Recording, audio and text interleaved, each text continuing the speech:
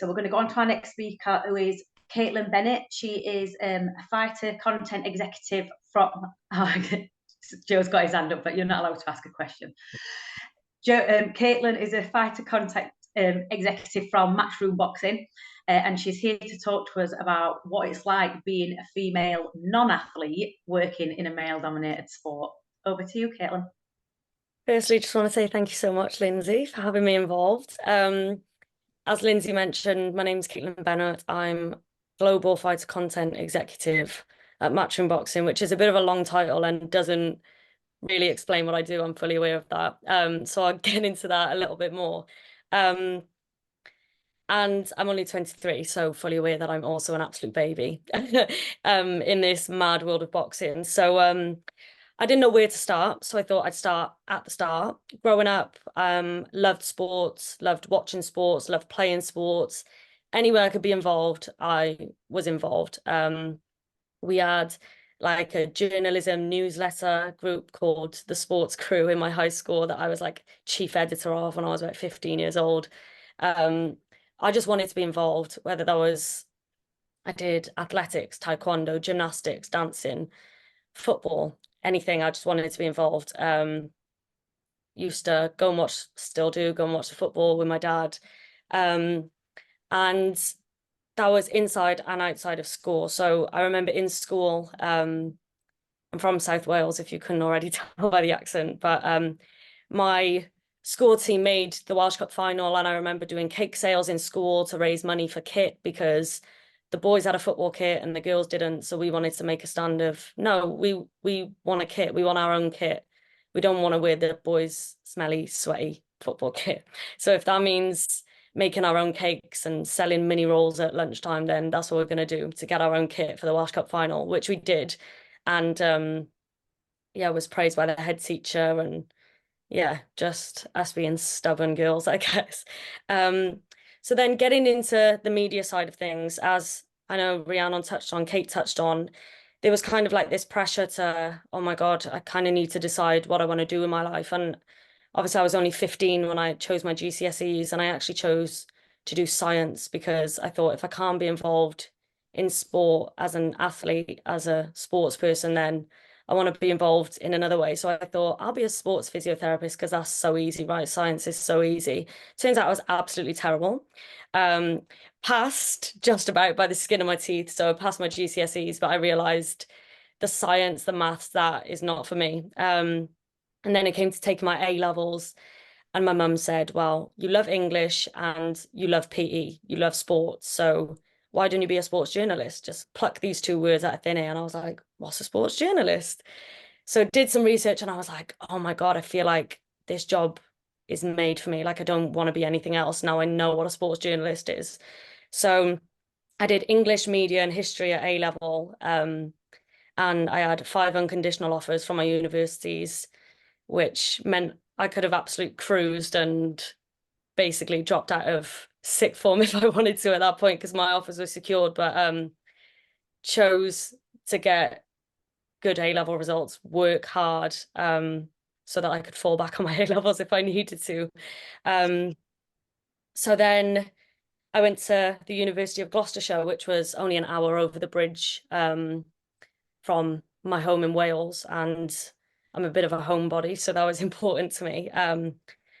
But freelancing in sport alongside doing my degree meant that I was traveling, I was staying overnight in places for no money, and I just said yes to every single thing. And I'm not introverted by any means, but the thought of picking up the phone and speaking to people, like if I could text and email people, I would, but I got into a habit of picking up the phone to people, asking for opportunities, because whenever anyone asks my advice, I always say the worst thing you can be told is no. So I had to be a bit of a pain in the neck to scream for these unpaid opportunities. And I wasn't eating, sleeping, or breathing, didn't have time to do anything alongside my degree and freelancing in football. So there were 6 girls in my university class out of 36, and a lot of the other girls were interested in women's sport. But for me, it was never women's and men's sports. Like now I'm speaking out loud, I think Matchroom Boxing has been a bit of a blessing in that sense, because you don't have women's matchroom boxing and men's matchroom boxing. We work with men and women on the same level, and everyone's valued the exact same, as cliche as it sounds. But I certainly face challenges in the football space, and definitely have in the boxing world. And I'd be lying to say that it's all been smooth sailing, but I had questions of, oh, so you actually like football then, or you know a lot about football for a girl, or you know a lot about boxing for a girl, or oh my God, you watched Joe Calzaghe versus Nick Lacey, like these kind of questions, like absolute disbelief that I could be interested in sport, and being a girl. I was pushed in front of in queues, lining up for press passes in some of the biggest games in the biggest competitions across the world. So yeah, and I think I just really focused on my inspirations. I'm big on, especially as girls, as ethnic minorities, I think it's so important to see role models on the telly, writing in newspapers, on the radio, with their own podcasts, in the media industry, in whatever industry you want to go into, that you can look at and say, oh, she looks like me, she's a girl like me. I think that's so important, to have someone to look at where you could go, well, she did it, so I can do it because she's like me. So I just wrote down a few of my inspirations. My nan was actually secretary at the South Wales Argus, and she used to be absolutely scrambling, typing up all the match reports as the men were ringing them in from the game, the good old days. Kate Abdo, she was like, if you asked me what I wanted to be when I grew up, I wanted to be Kate Abdo, and it was as simple as that. And Laura Woods. So the fact that I met her at a football game. So the fact that when I joined Matchroom, I was working alongside her every week is still, when I say it out loud, I'm in a bit of disbelief. So move on to getting my job at Matchroom. The interview process was tough, and I'd be lying if I said I didn't have a panic attack before my first interview, because it was very daunting.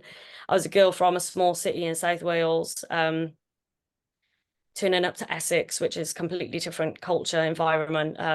And I was 21, so I was an absolute baby entering into this big old world of it being my first job too.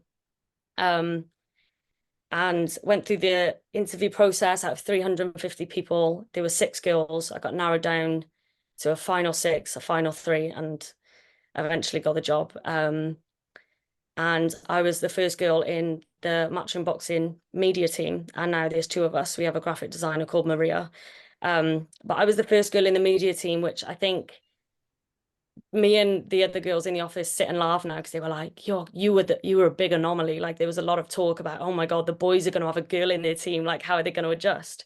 But I'd like to think it's been a good thing for them. And there's a big, strong female presence in the office. I know Kate touched on it being not about just being an athlete, but also being aware of all the other roles, all the other cogs that keep things turning over: tickets, travel, finance, PAs, media, graphics. We have a female in each of those roles in Matchroom Boxing. And I'm not going to lie, you kind of do have to be bulletproof. You've got to be a certain type of character to shrug some of the things off. And I've always been so passionate about women in sport. And like I said, not about it being bashing men, but more empowering women, and being in a position where other girls, even, it's crazy for me to say, but I have girls who went to my university that message me, and I'd like to think they take some inspiration, or they take my advice on board, which is crazy that I'm in that position now,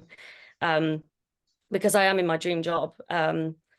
And I co-founded a football campaign called Her Game Too, about eradicating sexism in football. Again, not about bashing men, just about saying we can enjoy the game too, and we can shout from the terraces, and we can wear our football kit if we're going for a run, that type of thing.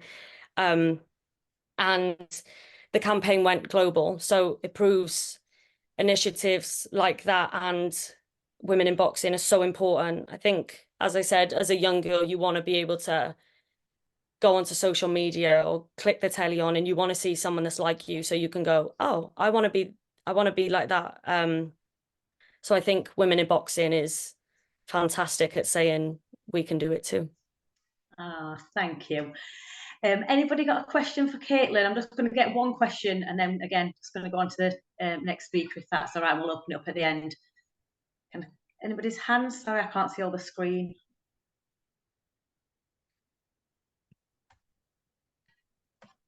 Sorry, I'm on the speaker screen, not the little one. Oh, I've got a hand up from Kate. Have you got a question?